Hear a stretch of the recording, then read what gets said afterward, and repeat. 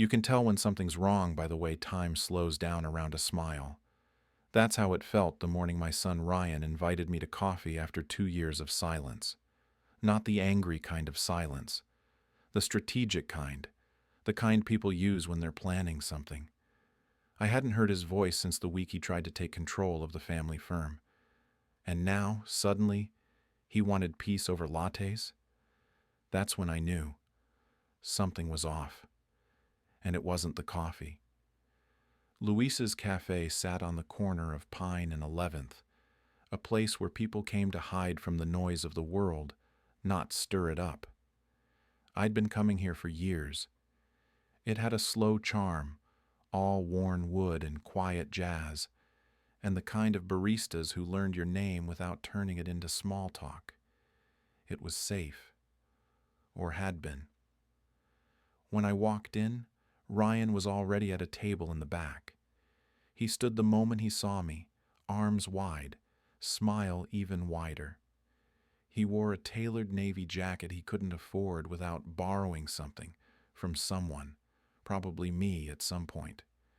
"Dad," he said like it was a toast. "Glad you came." I shook his hand instead of hugging him. His grip was warm, rehearsed, and entirely empty. I sat across from him, noting the second espresso already on the table and the faint scent of cologne I didn't recognize. "No Claire?" I asked. Claire, my daughter, had always been the buffer when Ryan got too smooth. "She's working," he said. "ER shift, but she said to say hi." I didn't reply. Luis approached with my usual, black, no sugar. He nodded once, almost imperceptibly, and set the mug down gently in front of me. Ryan started talking about the firm, about how he'd grown, how he wanted us to work together again, how things could be different now. He used words like legacy, efficiency, modernize, words that sound impressive until you realize they mean one thing: control. I listened, or at least I pretended to, but I was watching. His hands, the flick of his eyes toward the cafe entrance, the way he kept checking the time like he had a better meeting lined up. It was when he shifted slightly, placing both elbows on the table and leaning in, that I noticed it. He nudged my coffee cup with the back of his hand, just enough to bring it closer to me. Then he leaned back again and started talking about some expansion pitch he had in mind for our Singapore client. Luis appeared again. But this time, he didn't come with another drink. He came alone, hands folded tight in front of him, eyes locked on mine. "Sir," he said, voice quiet but firm, "may I ask you not to take the mug with you when you leave?" I blinked. "Excuse me?" Luis didn't look at Ryan. He didn't need to. His gaze stayed on me. "Our prep camera caught something concerning. Your guest leaned over your mug while you were away from the table. We've secured the footage." The air between us went dense, thicker than the steam rising from my cup. I looked down at it. The rim had a faint smear, not from my lips. Ryan chuckled awkwardly. "Wait, what is this? Some kind of prank?" Luis didn't flinch. "We take safety seriously here." I nodded slowly. My heart wasn't pounding. My hands weren't shaking. I'd been in tougher rooms than this, boardrooms where people smiled with knives behind their teeth. I reached into my wallet, pulled out a 10, and laid it gently beside the cup. The coffee stayed on the table. Ryan opened his mouth, but I raised a hand. Just a small, still gesture. He closed it again. I stood, tucked the chair back under the table, and left without another word. The door jingled behind me. Outside, the cold morning air bit at my collar, but I felt warmer than I had in weeks. The world looked different now, not because of what might have been in that cup, but because of what it confirmed. It had never been about peace. Ryan hadn't called me to make amends. He had called me to stage a scene, to set a trap. And something told me, whatever was in that mug was just the first play. I slid into my car, shut the door, and stared at the steering wheel for a long moment, Then I turned the key. The engine hummed to life, and I let it settle. That cafe had always been a place where things started. Turns out it still was. Only this time, it wasn't a renovation or a new client. This time, it was war. I didn't sleep that night. Not really.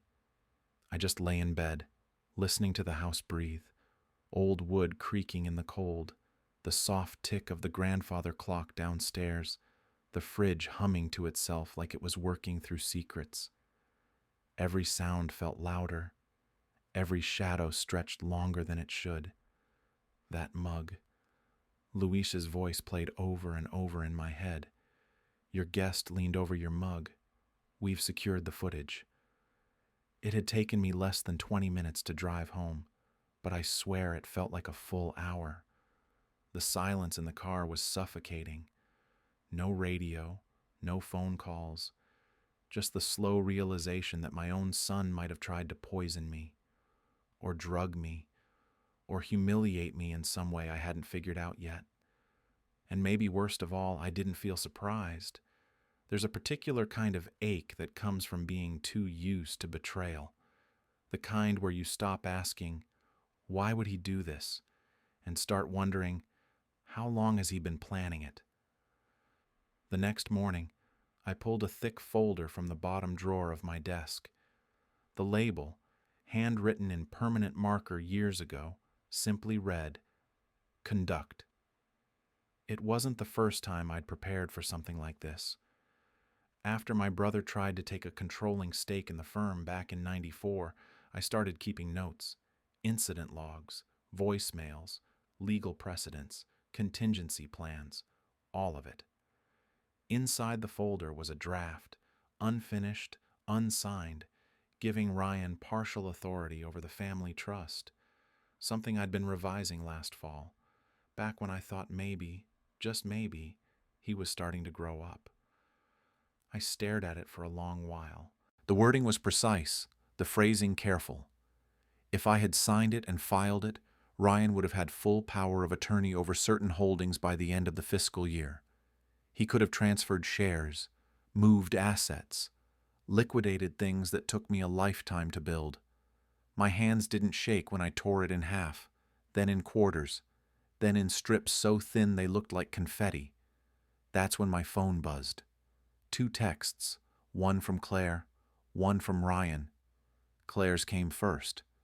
Claire, Dad, Ryan says you're spiraling. Maybe it's time to talk to someone? I just sat there staring at the screen. Then Ryan's popped in. Ryan, don't overthink this. Not, are you okay? Not sorry for the weirdness yesterday. Just that, don't overthink this. I locked my phone and leaned back in the chair. The house felt colder somehow. Emptier. I thought of my late wife, Julia. Thought of how she used to sit at this very desk, sorting through bills with her glasses halfway down her nose, humming to herself.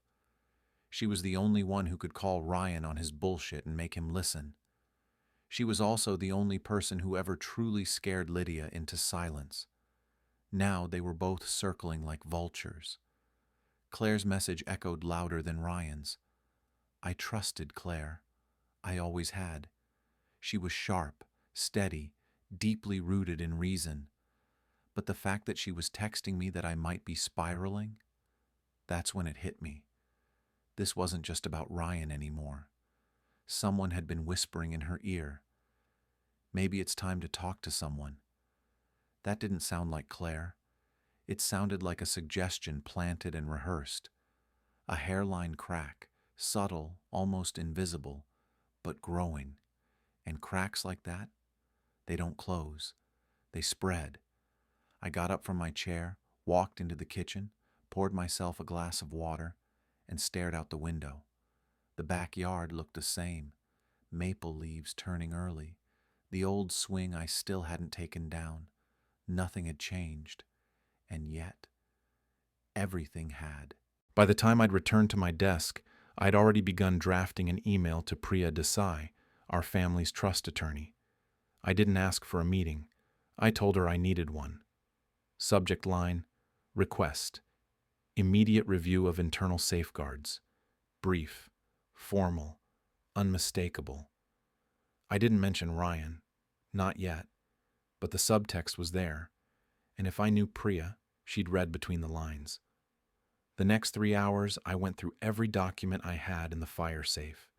Wills, amendments, company bylaws, notes from last quarter's board meeting, old emails I'd printed and filed for reference over the years. By the end of the afternoon, a pattern was beginning to take shape. Not clear enough to call evidence, but unmistakable if you'd been paying attention as long as I had. I placed the conduct folder in a new fireproof box and labeled it Active Review. Then I locked it in the back cabinet and poured myself a coffee I didn't really want. At 5:27 p.m., another message came through from Claire. Claire, are you okay? We're just worried. That's all. I stared at that one longer than the others. Worried. That's the word you use when someone's mentally slipping, when they're no longer stable, when you're laying the groundwork to take something from them, for their own good. I typed a reply. Me. I'm fine. Just thinking things through. You'd do the same. Then I deleted it. Then I typed it again. And this time, I sent it. Let them wonder. Because here's the thing about hairline cracks. They don't scream. They whisper. And by the time you hear them clearly, it's already too late. But I heard this one early, and I wasn't about to let it bring the house down. It started with a ping from my credit card app. A charge from a 24-hour pharmacy downtown, $146.73. The itemized receipt listed calming supplements and senior sleep aid gel caps. Bought under Claire's name, shipped to my house. At first, I assumed it was an accident. Maybe she was helping an elderly patient and had them delivered to me by mistake. But when I called the pharmacy to confirm, the address, email, and phone number on the receipt were all mine. I hadn't ordered anything. Neither had Claire. 10 minutes later, another alert. Late-night food delivery. Fried chicken, fries, milkshake. At 1:47 a.m. Same delivery address. Same credit card, this time charged to Ryan. I hadn't eaten fast food in years. At first, I thought maybe someone was using their cards to cover for me, a kind of quiet generosity. Except it made no sense. The receipts, the charges, the times, they were wrong. Claire doesn't eat fried food, Ryan doesn't use delivery apps, and neither of them would send me sleeping pills without saying a word. I called Claire first. She sounded tired. Hey, Dad. Did you send anything to my house? Medications? No. Why? I told her about the charges, the pharmacy, the delivery receipt with her name on it. The long silence on the other end told me everything I needed to know. I swear, I didn't do that, she said. Someone must have hacked my account or used an old card on file. I'll check right now. Okay, I said. Let me know what you find. 20 minutes later, my phone lit up again, this time with a call from Ryan. I'm going to ask once, I said before he could speak. Did you order food to my house last night? What? He sounded genuinely confused. No. Why would I do that? Because I got the receipt. It was on your card. He paused. Dad, no offense, but are you feeling okay? Claire said you've been acting paranoid. There it was again. That word. Paranoid. I didn't rise to it. I just said, if you didn't place the order, someone did it under your name.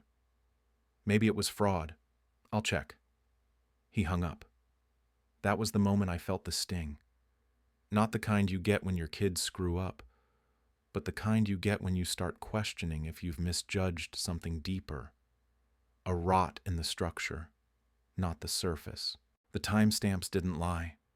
These were targeted, precise. Whoever was placing these orders wasn't just trying to cause confusion. They were trying to create a pattern.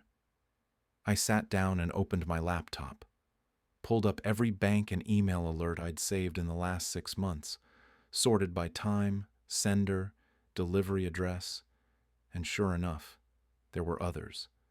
Another food order, a grocery delivery of 3 bags of processed snacks, a subscription to a brain health newsletter for aging minds, all of it routed to my home, all of it through Ryan or Claire's accounts, individually, harmless, together, suspicious.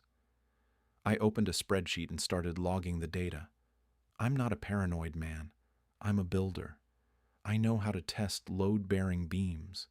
You start by looking at the weight distribution. Then you watch for cracks. I called Claire back. "You found anything?" "Yes," she said, "but it's strange. The orders don't show up on my main account, but the app history says I placed them." "App history?" I checked the logs. Someone used my credentials from a new device. It says the location was the firm's office IP. My heart sank. I hung up and stared at the screen. My children weren't careless. They were being used. I pulled the security footage from our front door camera, scrubbed through the timestamps, and found nothing. No deliveries, no packages, no chicken wings at 1:47 a.m. That meant someone had placed those orders, but diverted the drop-off location, sent them elsewhere, relabeled, rerouted, just enough to create digital trails, but no physical evidence, false breadcrumbs.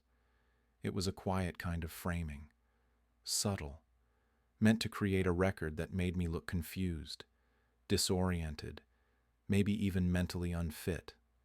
And it worked.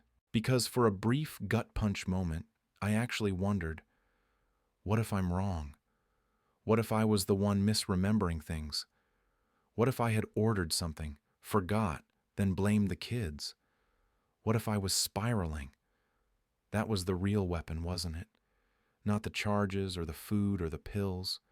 It was the doubt. They wanted me to question myself, not just my memory, my judgment. And maybe the worst part? It was working. That night, I sat in my study with the lights off, the laptop open, the spreadsheet glowing faintly against the dark. I couldn't sleep, couldn't eat, couldn't even bring myself to call Priya yet. I just kept staring at the data, trying to find the crack in the story. Not in theirs, in mine. By Thursday morning, I'd stopped pretending this was something I could handle on my own. I texted Priya Desai, the family trust attorney, just after 6. Me. Need to trigger a formal review. Quietly, discreet. Bring auditors. Her reply came back less than 2 minutes later. Priya. Understood. I'll move fast. That's what I appreciated about her. Loyalty to the law, not to people. Priya wasn't sentimental. She was the type to ask about your grief, then hand you a notary form before the answer finished leaving your mouth. A damn good attorney, and the only person in the firm besides me who still followed the conduct clause like scripture. By noon, she'd brought in an outside auditing firm and a digital forensics team with no ties to our staff. Not our usual IT guy, not Nora's people. Outsiders, clean hands, cold eyes. They started with email and device access, then credit card transactions, then physical server logs from the office. I gave them everything, timestamps, screenshots, charges, the spreadsheet I'd built, logging the false orders under Ryan and Claire's names.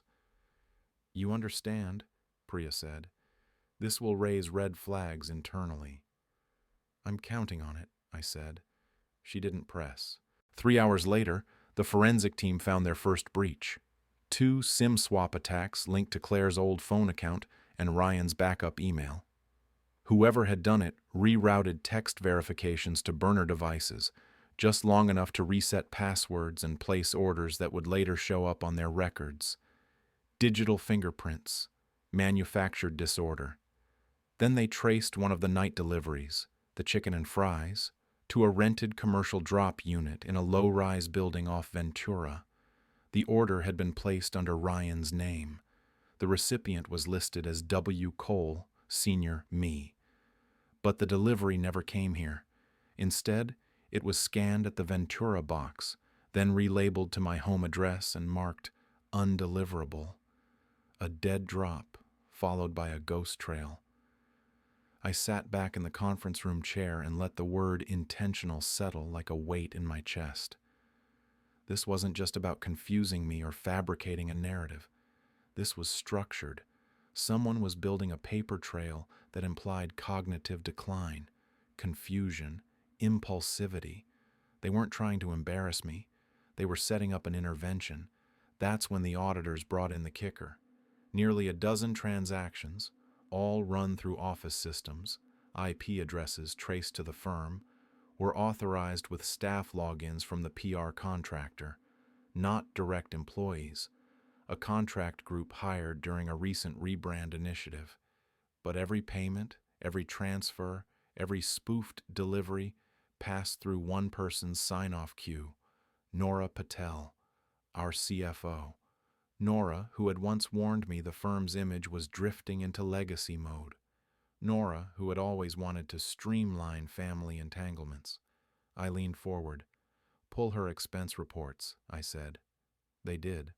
Over the last 5 months, Nora had quietly increased the PR team's discretionary budget by nearly 40%, citing expanded narrative development. Vague language, no breakdowns, no red flags, unless you'd been watching for them. And in one of the memos, one single overlooked document stored in a shared drive, was a line that chilled me more than anything else that day. Internal sponsor, LC, not legal counsel, not lead creative, LC, Lydia Cole, my sister. I didn't breathe for a full 10 seconds. Lydia, who hadn't touched the firm's operations in over a decade. Lydia, who still seethed with quiet fury over our mother's will, over the fact that the family firm bore my name and not hers. Lydia, who wore old resentments like brooches, glinting but sharp. Priya looked at me across the table, her expression unreadable. "She'll deny it," she said softly. "Of course," I replied, "but the pattern's clean." Lydia hadn't done the dirty work herself. She'd used Nora. She'd used the PR firm. She'd used Ryan and Claire through digital manipulation and plausible deniability. She hadn't forged the story. She'd steered it. The drugs, the food deliveries, the phantom charges. They weren't designed to hurt Ryan or Claire. They were meant to paint me as unfit, a threat to the family legacy, a man slipping, quietly, visibly, in ways that could be documented, screenshot, analyzed. And once that picture was complete, someone would gently suggest a leadership transition. Someone would propose Ryan step in, temporarily, of course, until things stabilized. Lydia was building a palace coup, and she was going to use my son as her proxy. I stood slowly. My knees ached, but I didn't let it show. Everyone in the room looked up, even the techs, even Priya. I didn't raise my voice. "Tag and preserve everything," I said. "From this moment forward, assume every system is compromised. Isolate internal logins. Lock Nora's access. Full report by end of day." "And the trust?" Priya asked. I turned to her. "Time to invoke the conduct clause." She nodded once. The clause was simple. Any evidence of bad faith behavior, financial, ethical, or reputational, would result in the automatic freeze of all trust signatures, asset access, and voting rights for any party involved. Pending a full independent review. No courtroom drama, just silence and locks. I walked out of the room. My phone buzzed. A new message. From Claire. "Claire, Lydia invited me for coffee. Said we should talk about you. She said you're unraveling." I didn't reply. I just stared at the message. Not with anger. With precision. Because now I could see the whole design. And it was time to tear it down. The next day, Claire went to coffee with Lydia. She didn't tell me in advance. She didn't have to. I found out because she called me afterward, and I could hear it in her voice, the way it cracked slightly at the edges, like she was trying to hold something together that didn't want to stay whole. She just wanted to talk, Claire said. Nothing hostile. I said nothing. She brought up your blood pressure, the stress at work, the incident at the café, Claire continued. She asked if I'd noticed any changes in your behavior lately. She was gentle about it, too gentle. Still, I said nothing. Then Claire exhaled and whispered. She asked if I thought you might benefit from some kind of cognitive screening, just in case. There it was, the quiet kill shot. No accusations, no lawsuits, just a nudge, a whispered concern from a family member, rooted in love, expressed in worried tones over herbal tea. And just like that, the trap was ready to snap. If he survives, he's crazy. That's the oldest trick in the political playbook. Discredit the source before the truth surfaces. Make the whistleblower look unstable. That way, when he finally speaks, no one listens. Dad? Claire asked. I sat in my office, staring at the faint outline of my reflection in the window. Behind me, the firm buzzed quietly. Outside, traffic rolled down 8th Avenue in predictable waves. Did she say anything else? I finally asked. She said she's worried about you, that she loves you, that she's just trying to protect the firm and us. Us, I repeated. You and Ryan. Claire hesitated. She said the board's been uneasy lately, that your recent decisions have been erratic, that we should be proactive. She's trying to build a case, I said, one made of concern and soft lighting. Dad, I don't believe her. But I also...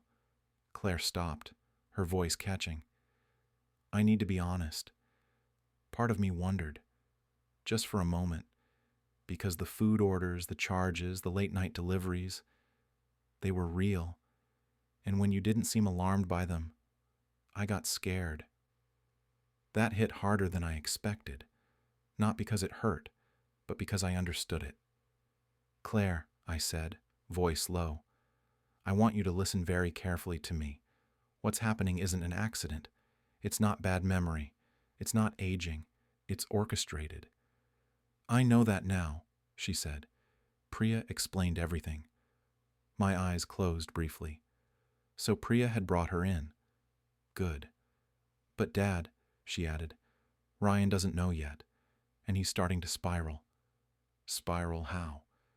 He got a message this morning, a series of screenshots, anonymous number. It was a thread of internal emails between Nora and the PR team, and you.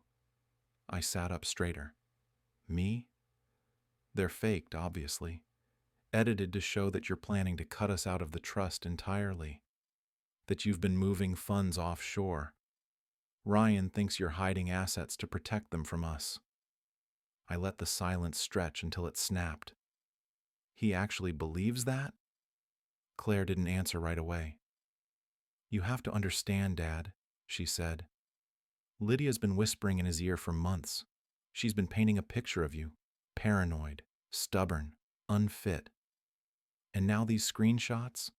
They're confirmation bias. He's scared. Of course he is. That's what Lydia wanted. Divide and destabilize. Use the mug incident to question my safety. Use the fake charges to question my memory. Use anonymous leaks to question my loyalty.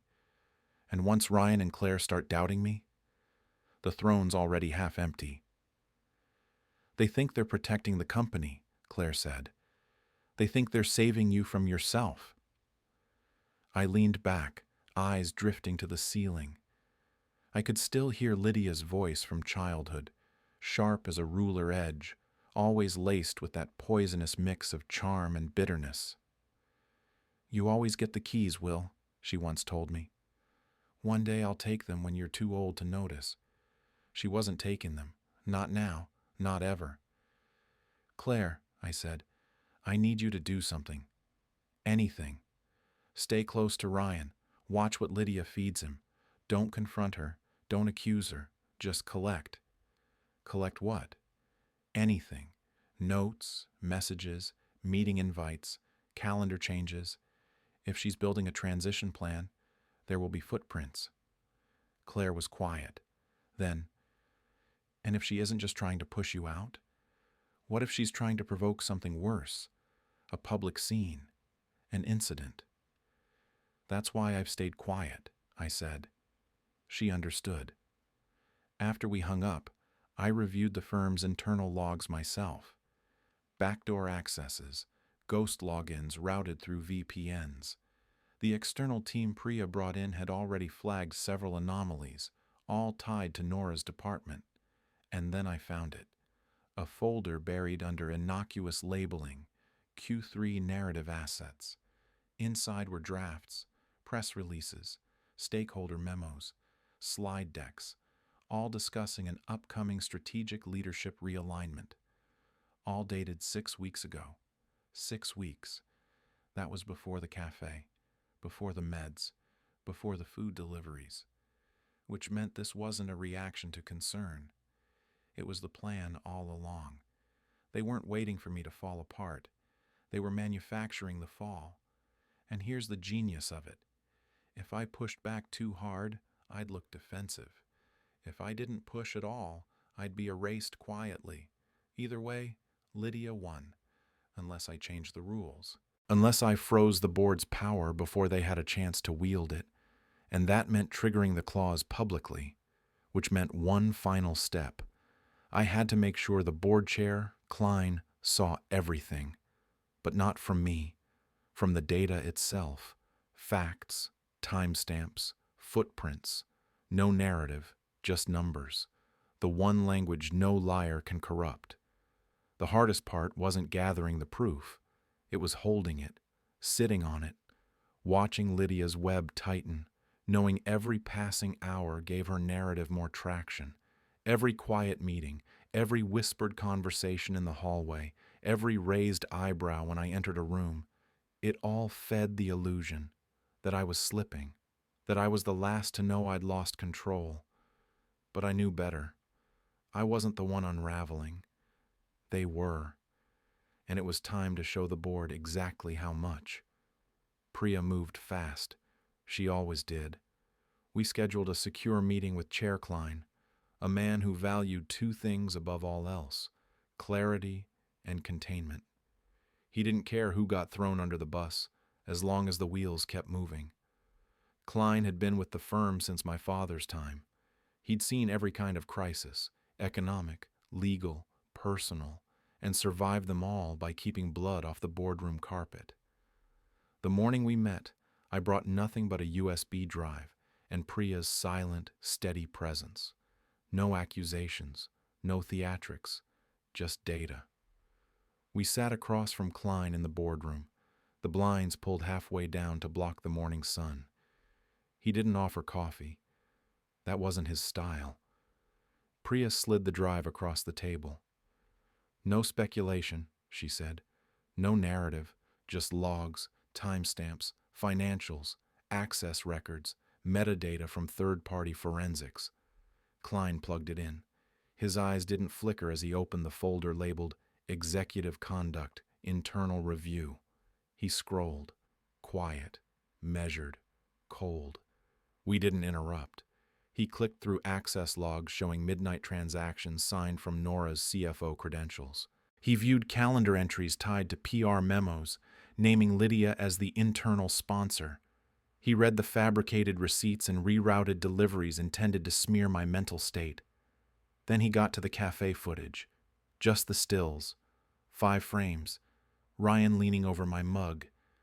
Lydia positioned just right to block the barista's line of sight. Luis hovering at a distance, watching everything unfold. Klein didn't ask for more. He didn't need the video. He exhaled once, sharply, and minimized the folder. "Who else knows?" he asked. "Just us," Priya said. "Good," he replied. Then he turned to me. "You want to trigger the clause?" "Yes." No announcements? Not yet. Klein nodded once and stood. That was all he needed. Just enough to shift the weight. Enough to start the machinery that made people like Nora and Lydia powerless before they realized the floor had changed beneath them. The next morning, the firm's entire executive access tree was quietly updated. Anyone flagged under the conduct clause was locked out of financial approvals, personnel systems, and trust documents. It was surgical. Klein called a special board session for the following week, ostensibly to review recent anomalies in CFO oversight and IT infrastructure.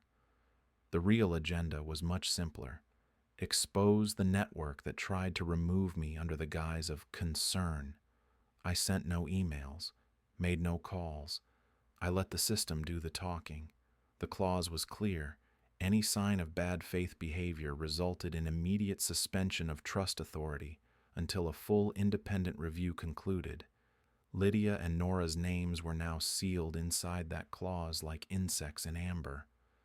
As for Ryan, he hadn't been directly implicated. Yet. But Klein insisted on a full external forensic review of all recent transactions, especially those routed through the PR contractor and the café incident, which meant Ryan's fingerprints, however incidental, would surface soon enough.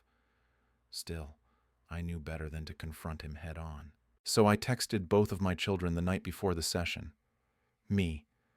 Board meeting tomorrow. I need you both to sit this one out. This is mine to finish.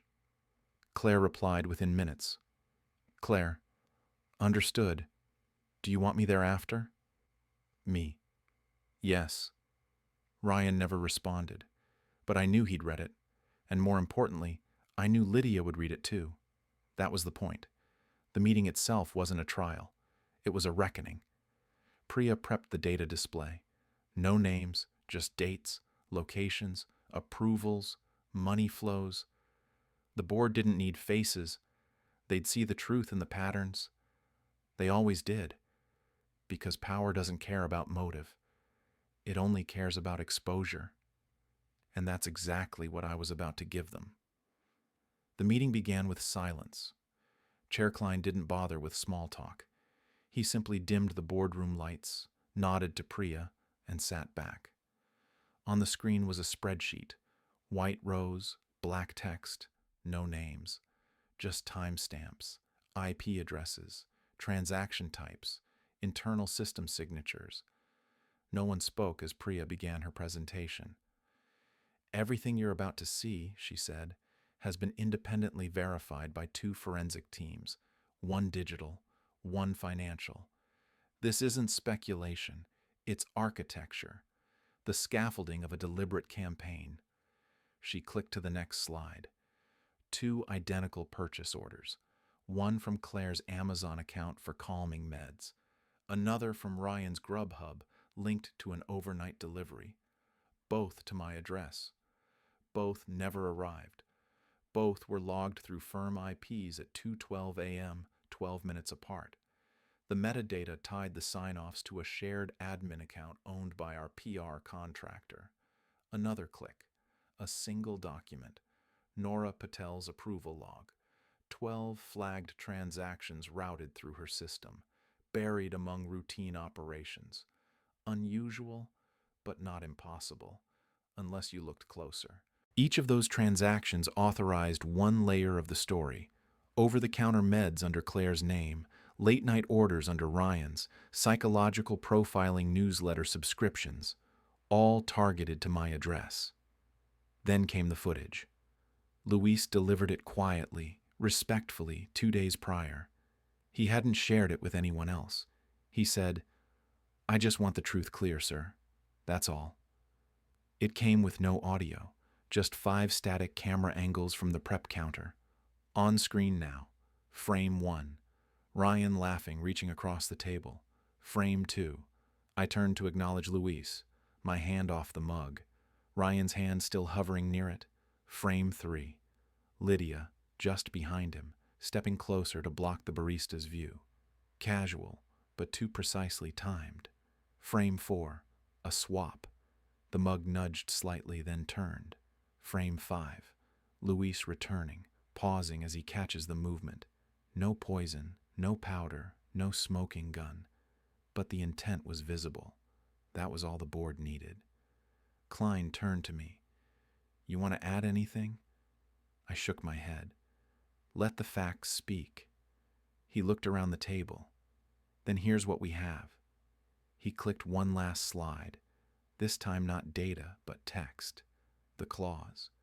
Where patterns of behavior suggest intentional sabotage, discrediting, or financial endangerment of trust operations or leadership, an immediate freeze of access, authority, and signatory rights will be initiated pending external review.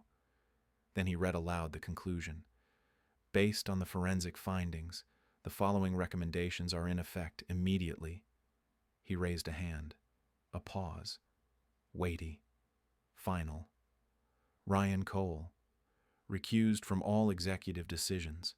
Temporary suspension of signature authority, options access, and internal delegation rights, pending the review's outcome. No one blinked. I stared straight ahead. CFO Nora Patel. Access revoked. Immediate financial audit launched. Independent counsel review in process. A quiet intake of breath somewhere down the table. And finally, Lydia Cole. Permanently barred from systems and premises. Referral to legal counsel for investigation of coordinated framing, bad faith manipulation of internal systems, and endangerment of executive personnel. He paused. No applause, no outrage, just gravity. She will receive notice within the hour. Silence stretched. And then Klein said something I didn't expect. William, would you like to speak to your children now? I hadn't asked him for that, but I nodded. Because yes, I needed to see them. I needed to look Ryan in the eye and tell him he was still my son. And then I needed to make him understand exactly what Lydia had done to him, and to all of us. There's a different kind of silence after judgment, not the kind filled with dread or noise in your head. This one hums like static, thick and precise. The kind that comes when everyone in the room knows exactly what just happened, even if no one says the names out loud. The special session wrapped at 9:12 a.m. Chair Klein left the conference room first. No dramatic exit. Just the quiet efficiency of a man who'd done what needed doing and saw no value in lingering. The rest of the board followed, some with nods in my direction, others with eyes that didn't quite meet mine. Priya stayed behind. She always did. I sat there, alone for a moment, staring at the screen now frozen on the final summary page. A clean list, dates, access logs, motion paths through the building, numbers and metadata, no emotion, no voices, no accusations, just precision. I'd asked for one thing, no faces, no edited images, no dramatic testimony. Just let the facts do their quiet damage. The facts had spoken. Now came the cleanup. Klein issued 3 formal resolutions before leaving the room. First, Ryan Cole, recused immediately. His access was suspended. Corporate authority, financial signatures, stock option movement. Pending full independent review, he was to remain off any strategic committees. No votes, no levers. His name remained, but his hands were tied. Second, CFO Nora Patel, removed from all access points. An audit had begun. Outside counsel, outside investigators. Her emails were now archived and frozen. Bank activity flagged. Company counsel notified the firm's insurance carrier of suspected internal fraud. There'd be a suspicious activity report filed by end of week. Third, Lydia Cole, barred completely. Not a soft leave, a permanent freeze. Her devices were locked. Her badge was deactivated. She was referred to legal counsel for malicious coordination, reputation sabotage, and endangerment of an executive's health. Security was notified. A copy of the forensics report would be sent to the family trustees. And then, as promised, I asked to bring the kids in. Not for retribution, for reckoning. The second room was smaller. No board table, just a couch, a few chairs, and the kind of lighting designed to keep people calm. Priya and I waited there, quiet. Then the door opened, and Claire entered first. She looked like she hadn't slept. Ryan came in behind her, slower, eyes scanning everything, like he didn't know if this was a trap, or worse, an ambush. He didn't sit right away. Priya stood. Before anyone speaks, I need to make something clear. She placed a folder gently on the table in front of them. This is not an opinion. This is a factual breakdown of what's occurred over the last 8 weeks. Coordinated access breaches, falsified transactions, manipulated perceptions, all designed to push your father into a corner and use both of you as tools. Claire leaned forward immediately. She didn't need more than a page. She saw Lydia's fingerprints, Nora's authorizations, the rerouted delivery records, the false login sessions, and at the center of it all, metadata that traced everything back to Lydia's quiet orchestration. Claire's eyes filled. I believed her, she whispered. God, I actually believed her. I thought I was helping. I said nothing. Just let her speak. Ryan was still standing, staring down at the floor. When he finally sat, he didn't look at the documents. He looked at me. I didn't know, he said quietly. I know, I replied. She said you were cutting us out of the trust, that you were hiding money. She sent me screenshots, emails from you to the board. Fake, Priya said firmly. Ryan's voice broke slightly. I thought I was helping the family. I swear to God, I thought I was protecting what Mom built. I swallowed hard at that, because even in betrayal, there was the ghost of something decent in him. I know what she told you, I said, and I know what she made you believe. But Ryan, you are my son, not my rival. He looked away. I don't hate you, I said, but I can't trust you right now. That landed, hard. He nodded once. Claire reached over, touched his arm. For a second it looked like he might pull away, but he didn't. Priya closed the folder. This isn't the end, she said. There will be a process, an investigation, but you're not enemies. You're family. What happens next depends on what you do now. No one spoke for a long moment, and then Claire whispered, What happens to her? I didn't need to ask who she meant. Legal referrals, Priya said. Civil for now, possibly criminal. She'll be removed from the trust, permanently. And Nora? Same, though we're expecting resistance. Ryan's head dropped into his hands. He didn't cry. He just sat there, folded up like someone trying to make himself disappear. And maybe for the first time in years, I didn't feel anger. I felt something worse. Pity. The room had the weight of aftermath.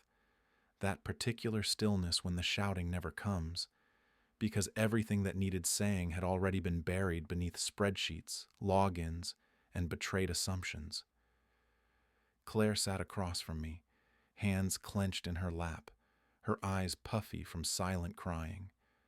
Ryan hadn't said a word in 20 minutes. He just kept flipping through the audit folder as if a second read-through might change the outcome. It wouldn't. Priya had already laid out the final blow. Lydia's coordination was airtight. Nora's fingerprints were everywhere.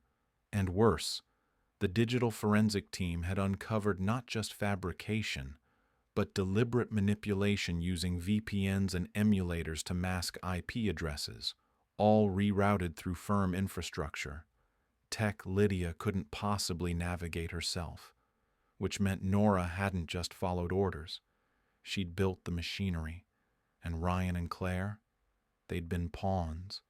Publicly untouched, yes, but spiritually wrecked. Ryan, Priya said gently, we can walk through the next steps whenever you're ready. This doesn't have to be today. He shook his head slowly. No, I want to hear it now. She nodded. Your options are frozen, effective last night. All trust-related privileges suspended. You'll undergo a third-party compliance training review, 6 months minimum. Pending restitution, your internal roles will be reevaluated at the 1-year mark. You'll have no decision-making authority until then. He didn't flinch. And if I don't agree? Priya's voice didn't change. Then we begin formal proceedings to remove your name entirely from trust operations. Permanently.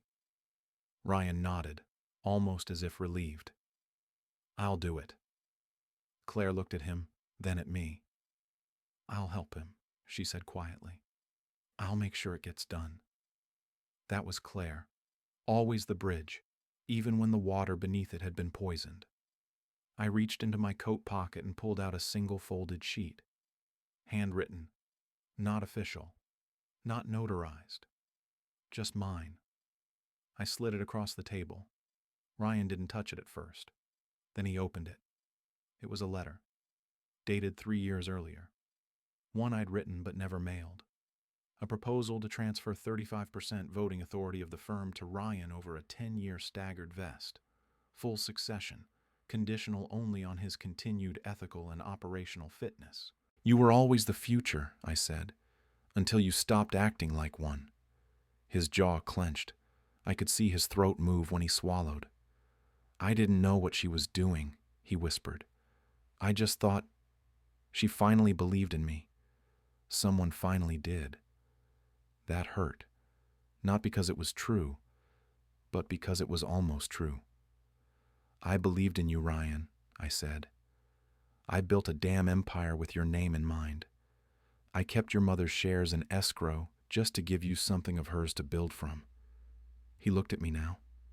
Really looked. I thought I was helping, he said again, and this time his voice broke. I thought I was helping us. Claire reached for his hand. This time, he let her. I'm sorry, Dad. I sat back, not angry, not proud, just tired. You don't get to fix this in one meeting, I said. You show up, every day. You own what you allowed, and you prove you're not just someone Lydia could use. I will, he said. I swear I will. I looked to Claire. You okay? She nodded. Shaken, but okay. I feel stupid, like I should have seen it sooner. You're not stupid, I said. You were trying to protect me. Claire's voice was soft now. You were right to keep quiet. That part hurt too, because it's a terrible thing to be proven right about betrayal. We sat there a while longer. No next steps, no new plans. Just the debris of something big and quiet that had almost ended us. Before they left, Claire turned to me at the door. She never loved the company, she said. Lydia. She just wanted to own the one thing she thought Mom loved more than her. I didn't reply. Some truths don't need witnesses. Ryan looked at me before he walked out. Do I still get to be your son? I didn't say yes.